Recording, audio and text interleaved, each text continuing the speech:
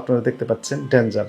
এখানে স্পষ্ট বলা হয়েছে যে do not it, drink or smoke when using this product. তো আমরা সম্প্রতি লক্ষ্য করছি জিলাপিতে ব্যবহার করা হচ্ছে সোডিয়াম হাইড্রোসালফাইড নামক একটি পদার্থ।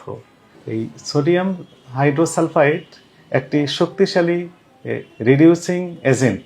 এটি ব্যবহৃত হয় কাপড় ও বস্ত্র শিল্পে, কাগজ শিল্পে, চামড়া শিল্পে এবং কিছু রাসায়নিক প্রক্রিয়ায়। এটি খাবারের কোনো উপাদানই নয়, অথচ যিনারা জিলাপি তৈরি করেন ইনারা নিজেরা না জানার কারণে অথবা জেনে শুনে এই পদার্থটি ব্যবহার করা হয়। আমরা যদি ব্যাখ্যা যাই তাহলে আমরা দেখতে পাই যে এই পদার্থটি যখন ব্যবহার করা হয় তখন বলা হয়েছে যে অন্য কোনো কিছু খাবার খাওয়া যাবে না এবং ড্রিঙ্ক করা যাবে না, ইভেন স্মোক করা যাবে না। যদি হাতে টাচ হয় তাহলে ইমিডিয়েটলি ওয়াশ করতে হবে।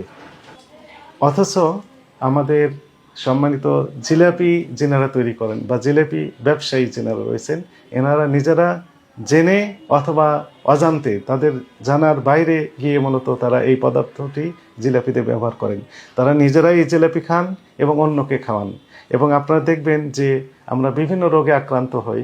এই যত রোগ আমাদের শরীরে বাসা বাঁধে, ম্যাক্সিমাম রোগ বাসা বাঁধে এই ভেজাল খাবার খাওয়ার কারণে।